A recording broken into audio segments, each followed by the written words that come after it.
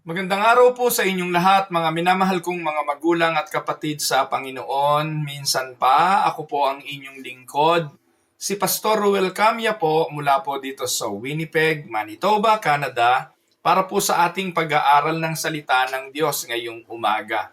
Welcome po sa Tinig ng Pag-asa.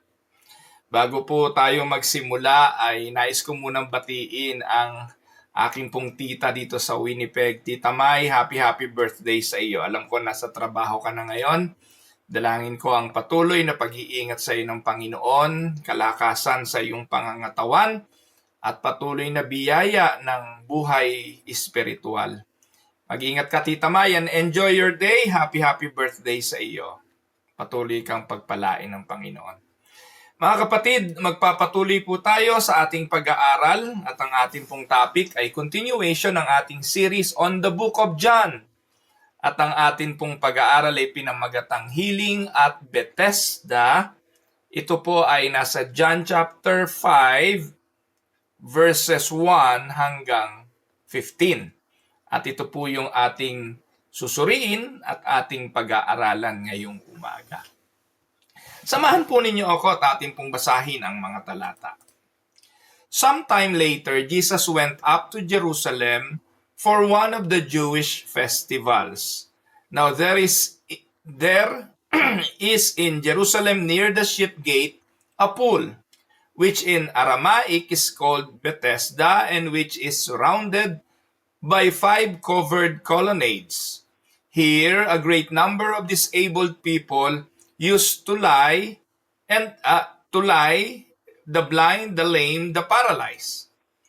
One who was there had been an invalid for 38 years. When Jesus saw him lying there and learned that he had been in this condition for a long time, he asked him, "Do you want to get well?" "Sir," the invalid replied, "I have no one to help me into the pool when the water is stirred. While I am trying to get in, someone else goes down ahead of me." Then Jesus said to him, "Get up, pick up your mat and walk." At once the man was cured. He picked up his mat and walked. The day on which this took place was a Sabbath. And so the Jewish leaders said to the man who had been healed, "It is the Sabbath. The law forbids you to carry your mat." But he replied, "The man who made me well said to me, 'Pick up your mat and walk.'" So they asked him, "Who is this fellow who told you to pick it up and walk?" The man who was healed had no idea who it was, for Jesus had slipped away into the crowd that was there. Later, Jesus found him at the temple and said to him, "See, you are well again. Stop sinning or something worse may happen to you." The man went away and told the Jewish leaders that it was Jesus who had made him well. Pagpalain nawa ng Panginoong Diyos ang pagkabasa at pagkadinig ng kanyang mga banal na salita na sa araw na ito'y atin pong pagbubulay-bulayan. Mga minamahal kong mga kapatid, mga taga-subaybay sa Tinig ng Pag-asa, we live in a broken world. A world that is full of suffering, sickness, disappointments, and even helplessness. Napakaraming mga tao ngayon katulad ng lalaki sa ating istorya. People who are waiting, hoping, but never truly experience healing. Dito po sa John 5:1-15, we encounter a man who had been suffering for 38 years, that almost 4 decades of pain, 4 decades of limitations, 4 decades of frustrations, invalid, lumpo. But on that day, yung kanyang pagiging imbalido nagbago. Not because of the water at Bethesda, not because of human help, but because of Jesus who came to him. Amen? So this passage teaches us not only about physical healing, but more importantly, about spiritual healing, sovereign grace, and the power of Christ to restore sinners. Bago natin talakayin ang mahalagang pag-aaral na ito, unang punto na nais kong pagtuunan ng pansin ay ang helpless condition of this man. Tingnan natin po ang kalagayan ng lalaking ito. Ano po ba ang kanyang sitwasyon? Mababasa natin sa verses 1 to 7 ng chapter 5. Ang sabi diyan, sometime later, Jesus went to Jerusalem. Ano natagpuan niya ron? No, sa Jerusalem, malapit po sa Sheep Gate, ay merong isang pool. May isang lawa ng tubig. Ano ba tawag doon? O imbakan ng tubig na tinatawag po itong Bethesda. Ito pong Bethesda pool ay surrounded by 5 covered colonnades. Yan po ang pagkakabanggit dyan. At itong lugar na ito kung saan dinadayo to ng mga maraming taong humihingi ng himala. Dinadayo ito ng mga disabled, dinadayo ng mga blind, dinadayo ng mga paralyzed. At ang sabi, isa sa lalaking naandoon na napagtuunan ng pansin sa ating kasaysayan ay isang lalaking 38 years na lumpo. Ayan. So ito po yung kondisyon. The setting is the pool of Bethesda, and Bethesda is a place, yung pool na ito ay puno ng mga nagdurusang tao. Mga may karamdamang mga tao. At sila po mga kapatid ay naandoon sa kawalan ng pag-asa, umaasa lang po sila doon sa himala. Kasi po, yung pool of Bethesda ay may paniniwala ang mga tao na dumarating ang anghel at yung anghel kakalawkawin o gagalawin yung tubig doon sa pool. At during the time na ginalaw na ng anghel o kinalawkaw na ng anghel yung pool na ito, kailangan mag-unahan yung mga taong may karamdaman doon sa pool. At kung sino ang mauna, siya ang gagaling. So yun po ay urban legend o paniniwala ng mga tao. Yun po yung minumungkahi nilang gawin. Kaya yun po yung lugar na kung saan ang mga tao ay naglipana. Marami rin yan sa Pilipinas eh. Meron lugar daw sa Banahaw, sa Laguna, sa Quezon, na kung saan dinadayo, na kapag naligo ka raw doon, gagaling ka. Merong lugar sa Batangas, na kung saan ipahid mo lang yung iyong panyo doon sa mahimalang birhen, ay gagaling ka. Sa Quiapo, pag naipahid mo yung panyo mo, doon sa maitim na Nazareno, gagaling ka. Kaparehas lang din po ito nun. Ganun yung paniniwala ng mga tao. Kapag lumabas na yung poong Nazareno, humila ka, kumapit ka sa lubid nito, sa panahon ng translasyon na tinatawag, gagaling ka. Pareho rin ito yon. Ito yung pool of Bethesda nung kapanahunan na ang ating Panginoon ay nangangaral. At ano po ang makikita natin dito bilang larawan ng humanity? What we can see on this scenario is a picture of humanity. This scene is a powerful illustration of human condition. Ano kondisyon ng mga tao? Una, they were spiritually blind. They were spiritually lame. They were spiritually paralyzed. Listen, ang mga taong nandun literally lumpo, literally bulag, literally paralyzed. Yun po yung description.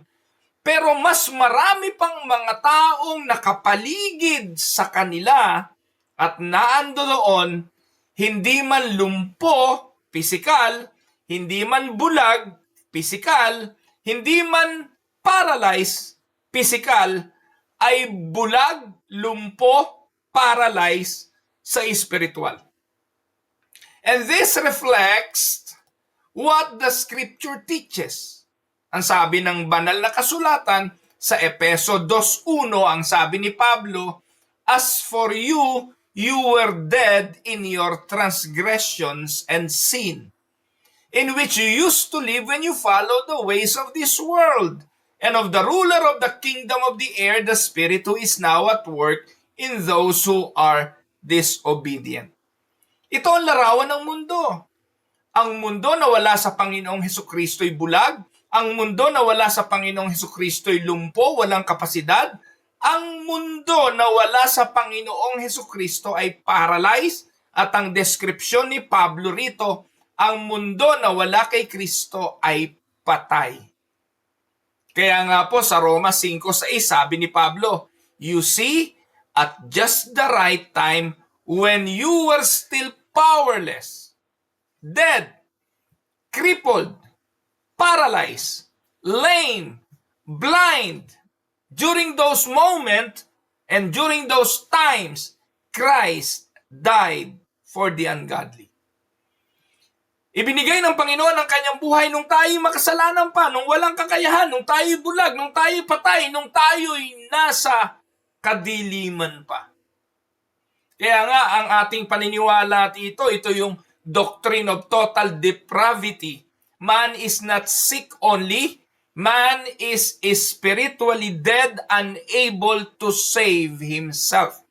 Ito po ang kondisyon at larawan ng humanity. At ito po yung dinatnan ng Panginoon nung siya'y pumunta sa Jerusalem, nang siya'y pumunta para dumalo sa Jewish festival. Ito ang kanyang dinatnan sa Pool of Bethesda. The helpless condition not only of that man that was mentioned in the story, but everyone, everybody, all humanity is in that condition. Totally depraved condition. Now, let us focus on the man's condition. Ayon sa verse 5, one who was there had been an invalid for 38 years. Pininpoint, mga kapatid, napakaraming lumpuron, napakaraming bulag, napakaraming invalid. Pero nag-focus ang Panginoon, ang ating kasaysayan, sa isang lalaki na 38 taon na invalid, paralitiko. So this man represents long-term suffering. Mahabang panahon, binanggit ang petsa, binanggit yung panahon. Pag merong ganyang mga date, dapat yan pinagtutuunan ng pansin. Ibig sabihin po kasi niyan ay mahabang panahon na ng pagdurusa. Invalid for 38 years, yan po ang sinabi, pero kung isasalin po yan sa ibang translasyon na hindi na babanggitin yung petsa, pwede mong sabihin, one who was there suffering for a very long time. Pwedeng ganon ang translation. Pero binanggit na po dyan yung date at walang makakakontest na ang 38 years, almost 4 na dekada ng pagdurusa. At alam niyo po yung life sentence, di ba yung life sentence, 40 years. Almost life sentence na po yan ng pagdurusa ng taong ito. At ang 38 years na yan, not only long-term suffering, but deep helplessness. Sa bibig niya nang galing, na po, I have no one to help me. At susunod po, makikita natin yan yung complete dependence. Magagawa niya lang ang isang bagay kung merong tutulong sa kanya. And I would like you to notice, look at verse 7. Sabi niya, Sir, the invalid replied, I have no one to help me into the pool when the water is stirred. While I am trying to get in, someone else goes down ahead of me. Ito po'y mahalagang susi, mga kapatid. Human effort and human help cannot bring true healing. Hindi ang tulong ng tao, hindi ang effort ng tao ang makapagdudulot ng tunay na kagalingan. Sinubok na to ng lalaking ito.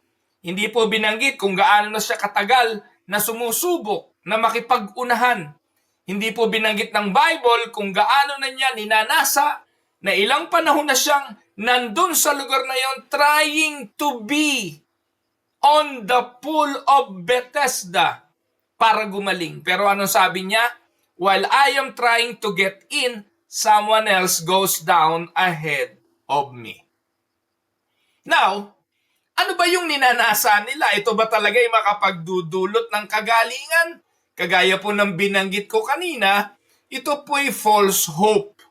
Yung pool of Bethesda ay isang uri ng paniniwala ng mga tao na makagagaling. The people believe that the water would heal them. But think about it. Kung nakagagaling yung pool of Bethesda at kapag meron ng anghel na kumakalaw-kaw ay kailangan kang makipag-unahan at yung mauuna lang ang siyang gagaling, anong klase po yun? So the strongest gets there first. Kung sino yung malakas, siya mauuna. Kawawa naman talaga yung pinakakaaba-aba. Kawawa naman yung bulag na, paralitiko pa. Kawawa naman yung walang kakayahang lumakad. So the weakest is left behind. Mga kapatid, ano pong ipinakikita nito sa buhay espiritual?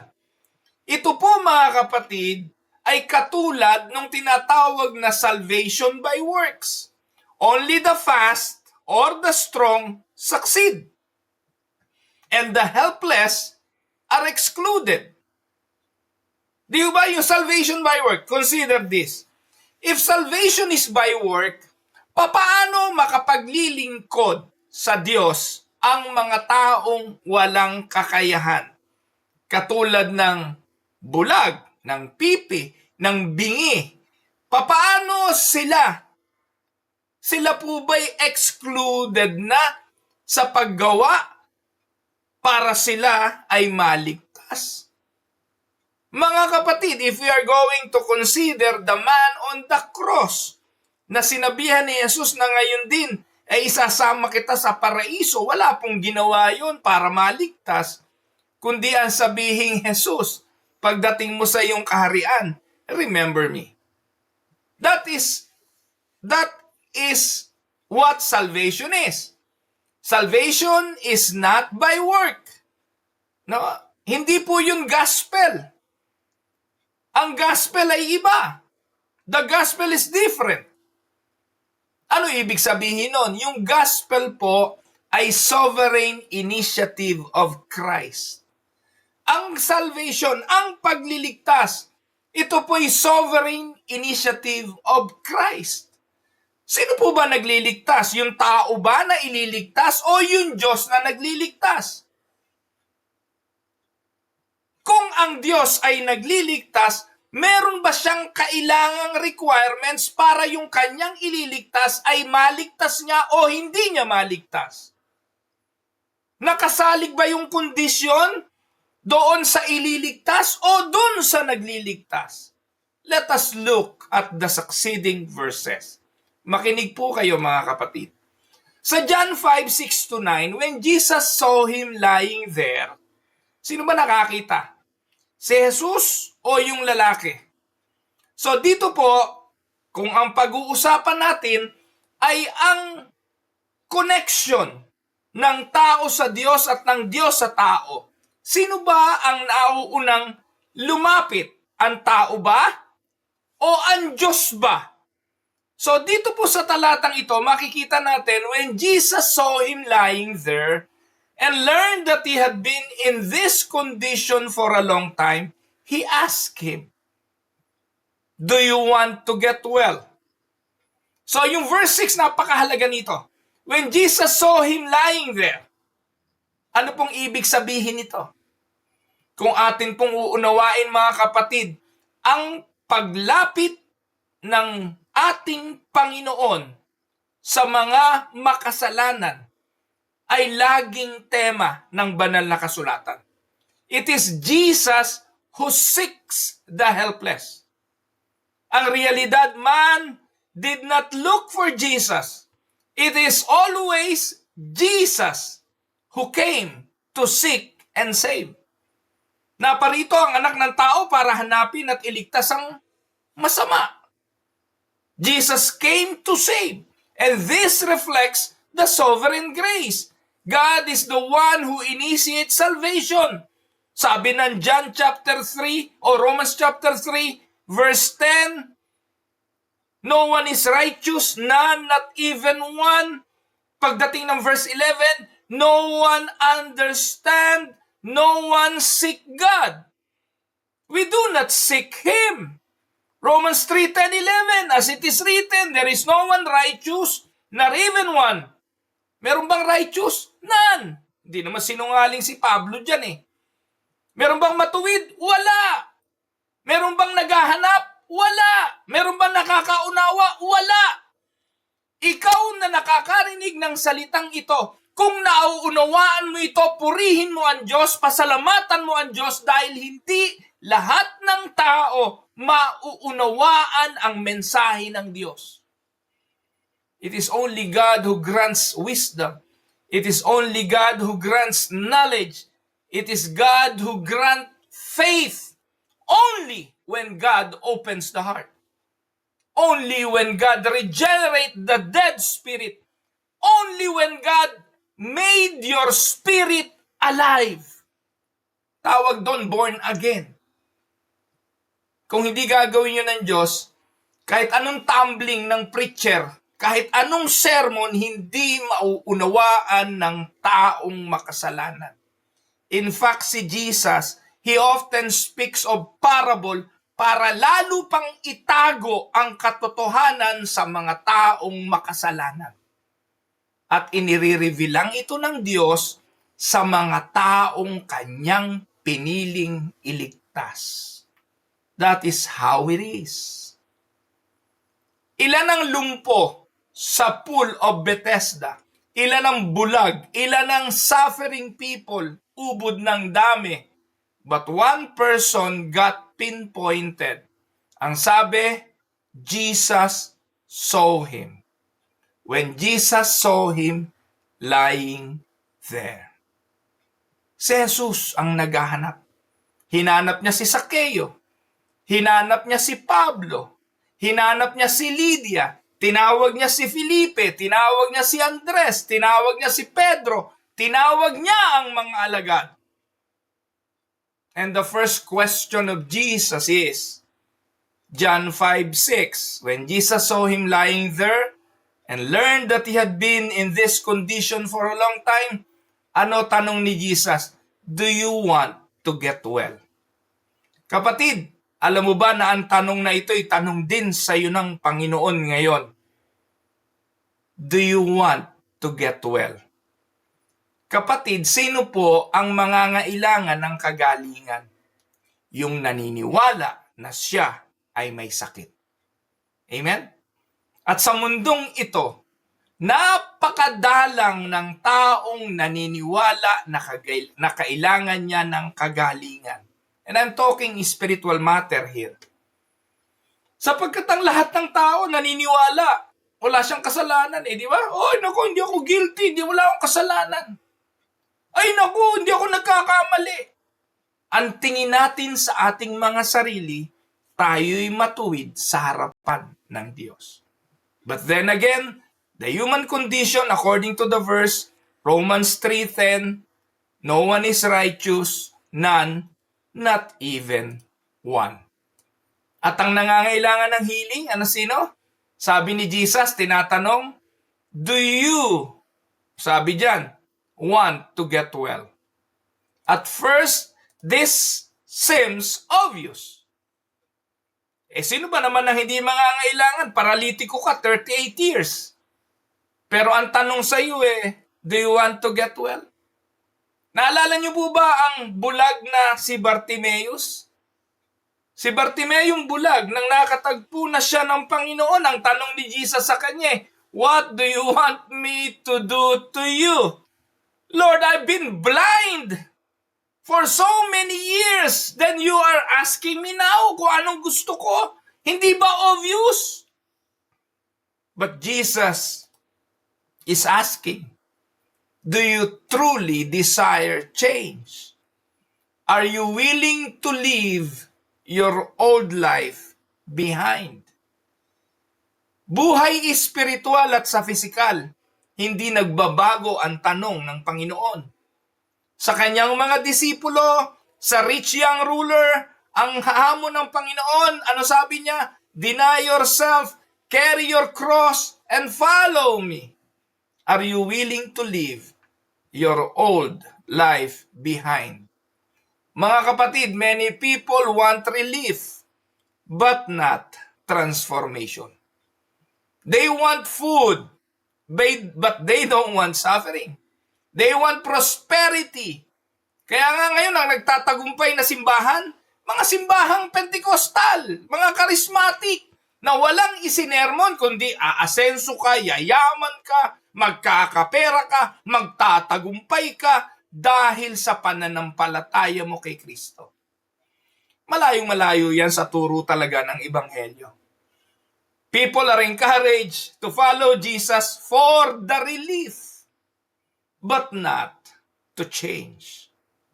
Ano sagot ng lalaki? The man's response, makikita natin sa verse 7. Sir, the invalid replied, I have no one to help me into the pool. When the water is stirred, while I am trying to get in, someone else goes down ahead of me. So instead of saying yes, the man gives excuses. Sa halip na sumagot, ang tanong ng Panginoon, do you want to get well? Instead of saying yes, ang sagot ng lalaki, wala kasing tumulong sa akin. Walang umakay sa akin para makapunta dun sa pool. So meaning, this man believed that his hope is to be in the pool. And the hope of being in the pool is dependent on somebody that can help him, that will help him to be in the pool. Tama po ba? So, this reveals, one, dependence on human solutions. Minsan, mga kapatid, ito ang realidad. Lahat ng nangyayari sa buhay natin, kung meron lang tayong mapapagtuunan at mapapagpukulan ng sisi, gagawin natin.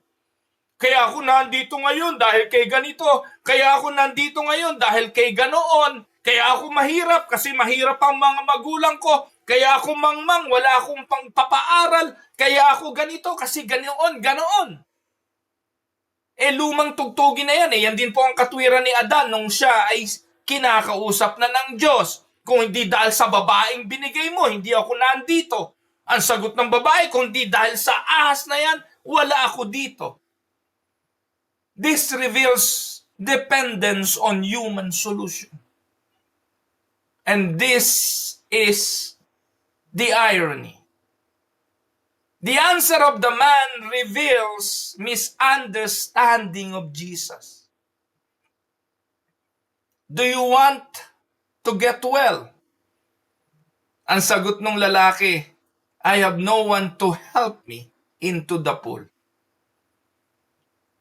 Sa halip na sinabi niyang, yes, kung ikaw ang magpapagaling, naniniwala ako sa iyo. Pero hindi, malayo ang focus ng lalaking ito. Ang kanyang atensyon na andun sa Pool of Bethesda, ang kanyang atensyon sa mga taong tutulong sa kanya, ang kanyang atensyon ay wala sa Diyos. Yet Jesus does not reject him. Larawan nito na napakaraming tao ngayon, mga kapatid. Umaasa tayo sa ayuda, umaasa tayo sa himala, umaasa tayo sa loto, umaasa tayo sa sugal, umaasa tayo sa biglaang pagyaman. Sabihin ninyo kung hindi.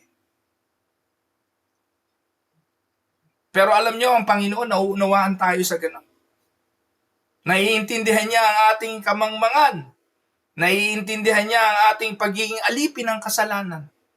At naiintindihan niya na kung hindi niya tayo ililigtas, wala tayong pag-asa. Amen? Pakinggan natin ang powerful word ni Jesus.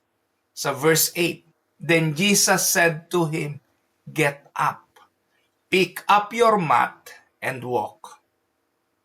At ang sabi ng talata, at once, the man was cured. The man was cured. So, listen mga kapatid. Ito yung sinasabi. Ito, dito kayo nabobola ni Eddie Villanueva eh. Dito maraming nabobola si Kibuloy. Dito maraming nabobola yung mga fake healer na pastor ngayon. Na sinasabi na i-activate mo yung faith mo. Paganahin mo yung faith mo. At sigurado na ikaw ay gagaling kapag inactivate mo yung faith. Pero look at the verses mga kapatid. Pakinggan niyo po mabuti. Oh. Ganito magpagaling ang Panginoon. Jesus said to him, get up, pick up your mat, and walk. Sa verse 9, at once the man was cured. Tatanungin ko kayo, tumayo na ba yung lalaki? Tumayo na ba yung lalaki? Dinampot na ba niya yung kanyang mat? Sumunod na po ba siya sa sinabi ng Panginoon? Hindi pa. Hindi pa. Pero nung sinabi ng Panginoon, get up, antimano nung oras na yon, magaling na siya. This is a command with power. Just like when God said in Genesis 1:1, let there be light. And it is just like when God, Jesus, tell Lazarus to come out. John 11. Jesus' word creates what it commands. Hindi nakadepende sa gagawin ng tao. Ganon ang kaligtasan. Hindi nakadepende sa tugon ng tao ang pagliligtas ng Diyos. Ang pananampalataya, bunga na ng ginawa ng Diyos sa tao. Binuhay na muna ang patay na espiritu bago tayo makakapanampalataya. Ang ating pananampalataya bunga na ng biyayang ginawa ng Diyos sa ating mga patay na espiritu. Kaya wag na wag niyong papaniwalaan yung manampalataya ka para ka ma-born again. Born again ka na muna kaya ka nanampalataya. Yun ang turo ng Biblia. Kaya kahit obispo pa ang nagturo sa iyo, questionin mo, sablay yun. Hindi iyon ang tamang pananampalatayang turo ng banal na kasulatan. And this reflects irresistible grace. When Christ calls, the sinner responds. Can we say amen? At pagkatapos nito, ano ang naging bunga? Immediate transformation. Makikita natin yan sa verse 9. At once, the man was cured. Ano ginawa niya? At once, the man was cured. He picked up his mat and walked. Look at that. Nung sinabi ni Jesus ang salita, rise up, the man was cured already. At anong bunga? Ang bunga, tumayo na yung lalaki at lumakad. Ano makikita natin? No process, no delay, no partial healing. Wala kang panalo dyan kay Eddie Villanueva pag yan ay dumali na eh. Ano mga banat yan? I-activate nyo yung faith ninyo. I-claim nyo yan. I-manifest nyo. Pag hindi nangyari, ano sasabihin niya? Kulang pa yung faith nyo. Kulang ang activation.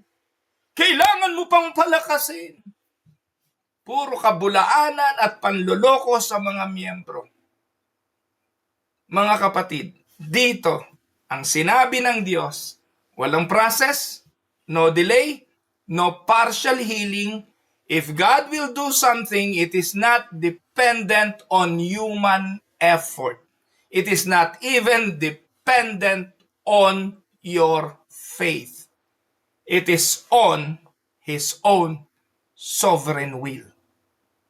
Amen? This shows the sufficiency of Christ, the completeness of salvation. Now,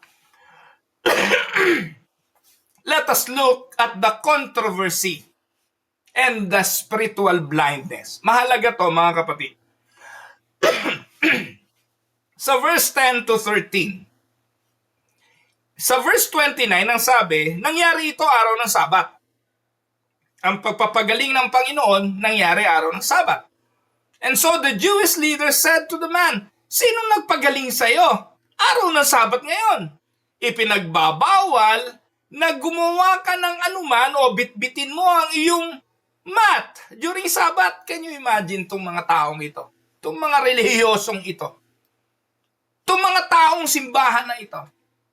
Palibasa nakikita nila itong lalaking ito na nakahandusay doon sa higaan niya 38 years na. Mas okay pa yung makita nilang nakahandusay, walang pagkilos, paralitiko, kaysa makita nilang tumayo at lumakad.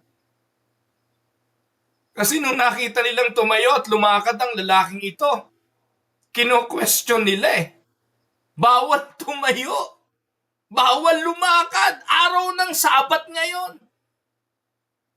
But the man replied, the man who made me well said to me, pick up your mat and walk. So they asked him, who is this fellow? Who told you to pick it up and walk? The man who was healed had no idea who it was, for Jesus had slipped away into the crowd that was there. Nakita niyo po yung spiritual blindness of these spiritual leaders. Nakakainit ng dugo, hindi po ba? Instead of rejoicing, the religious leaders object. Ano sabi nila? And it is the Sabbath. The law forbids you to carry your mat. Sinisip sa halip na magalak. Paano ka gumaling? Ano nagpagaling sa'yo? Hindi. Ang sinisisi nila ay ang pagtayo. And that is legalism over compassion. Mas mahalaga sa kanila yung batas sa halip na ang kahabagan. They cared more about rules than about healing. At mga kapatid, this is the danger of religion without grace. Because religion will focus on law and not on love. The religion will focus on tradition over truth. Hindi masama ang tradisyon, pero dapat mangibabaw ang katotohanan. Hindi masama ang kautusan, pero dapat mangibabaw ang pag-ibig. Dahil ang sabi ng Panginoon, ang pag-ibig, there is no law. Amen? Kaya dito mga kapatid, atin ding makikita yung failure to recognize Christ. Even the man who got healed, hindi naman niya kilala si Jesus. They saw the miracle, but they missed the Messiah. And this is spiritual blindness. You can be religious and still not know the Lord. You can be in the middle of spirituality and doing spiritual things, and yet you are doing it without Christ in it. That is spiritual blindness. At napakaraming mga tao ngayon nasa loob ng simbahan, simba ng simba, linggo-linggo, hindi naman kilala ang Panginoong Hesukristo. And makikita natin yung greater healing. The greater healing is the healing from sin and not just the physical healing. Sa verse 14, later Jesus found him at the temple and said to him, see, you are well again.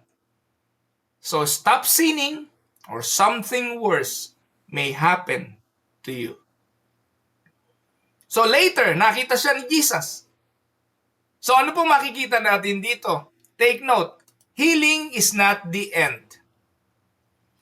Temporary lang ang physical healing. Mamamatay din tayo. Kung gumaling man tayo ngayon, later on, mamamatay din. Si Lazaro, binuhay nga sa mga patay, namatay din. So what is eternal?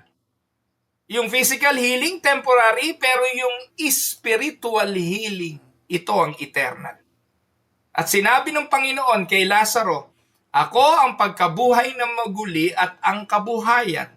Sino mang nananampalataya sa akin, bagamat mamatay, ay muling mabubuhay." Can we say amen? Yung nakapako sa krus na kasama ni Kristo, namatay kasama niya. Subalit nung araw na yon, ang pangako ng Panginoon, "You shall be with me in paradise." Physical healing is temporary, spiritual healing is eternal. At pagkatapos na makatagpo ng Panginoon ang lalaking ito on the second time, ibinigay niya ang warning tungkol sa kasalanan. Jesus connects suffering with sin. Not always, hindi man directly, but ultimately. The worst thing is not sickness. The worst thing is the judgment. And judgment is eternal separation from God. Amen? Kaya, anong pangangailangan? Ang kailangan ay tunay na pagsisisi. Because true healing leads to turning from sin and living for Christ. Ano sabi ng Panginoong Jesucristo sa lalaki? "See, you are well again. Stop sinning." Yung babaeng nahuli sa pangangalo niya, pagkatapos na sabihin ng Panginoon doon sa mga gustong bumato sa kanya, ang walang kasalanan ng unang bumato, naglayasan ng mga ito, pero nung kinonfront na ng Panginoon ang babaeng nahuli sa pangangalo niya, ang sabi niya rito, "Humayo ka at huwag nang magkasala. You are well again. Stop sinning. Or else something worse may happen to you." Mga kapatid, the need for repentance is a necessity. True healing leads to turning from sin, living for Christ, and this reflects sanctification in Reformed theology. Those who are saved are also transformed. Ang pananampalataya, tayo po'y naligtas sa biyaya sa pamamagitan ng ating pananampalataya. Sola fide, faith alone. But the true and saving faith is not truly alone, it accompanies with good works. Ang tunay na nagliligtas na pananampalataya ay mamumuhay sa kabanalan. Hindi nakapagliligtas ang mabuting gawa, pero yung tunay na kaligtasan na tinamo ng libre at biyaya magreresulta ng mabubuting gawa. Amen? So, Christ, the true and better Bethesda. Pinatunayan ng ating pag-aaral na si Jesus ay ang tunay at mas mahusay na pool of Bethesda. The pool of Bethesda could not save, but Jesus can. Bethesda means house of mercy. Yan po ang ibig sabihin niyan sa English. Bahay ng habag. But the true house of mercy is Christ Himself. He does not require strength na makipag-unahan. He does not wait for your effort. Wala kang ang kakayahan. Jesus as the mercy, the house of mercy, He will come to the helpless. That is what we saw in our story. Amen? Kaya mga kapatid, bilang application, what you need to do is to recognize your spiritual condition. You are not just weak, you are helpless without Jesus. Amen? So anong dapat gawin? Stop trusting false solution. Tigilan na ang paghanap ng solusyon sa mga maling kaparaanan. The only way is Jesus. The only truth that we can rely on as far as salvation is concerned is Jesus. And He is our hope. He came to save the lost. Jesus said, I am the way, I am the truth, I am the life. No one can come to the Father but through me. Stop trusting for solution on religion, on your good works, on human effort. This cannot save. Amen? Recognize your spiritual condition. Stop trusting for solution. Come to Christ alone. Why? Because He is sufficient, He is powerful, and He is merciful. Kapag narinig nyo ang tawag ng Panginoon, huwag na kayong magatubili, respond to His call. What do you want? Jesus said, do you want to be well? When Christ calls, do not delay. At ang panghuli, walk a new life. Pick up your mat and walk. Anong ibig sabihin nito? Buhatin mo na ang iyong higaan at lumakad. Hindi ka na mananatili doon. You have to live differently. Kung dating lasinggero, iwanan mo na yan. Kung babaero, iwanan mo na yan. Kung sugarol, iwanan mo na yan. Iwanan mo na yung higaan at ikaw ay lumakad na. Live differently. Leave your old life behind. Amen? Mga kapatid, imagine a man drowning in the ocean. He doesn't need instruction. The man needs rescue. Jesus is not a coach. Jesus is a Savior. Amen? So bilang konklusyon, the question of Jesus still stands today. Do you want to be made well? Not just physically, but spiritually. Like the man at Bethesda, you may feel stuck. You may feel forgotten with no help. You may feel helpless, but Christ sees you. Christ calls you, and Christ can restore you. Amen? Come to Him not with your own strength. Come to Him not with merit. We don't have any. Come to Him with your need. And hear His powerful word. Rise and walk.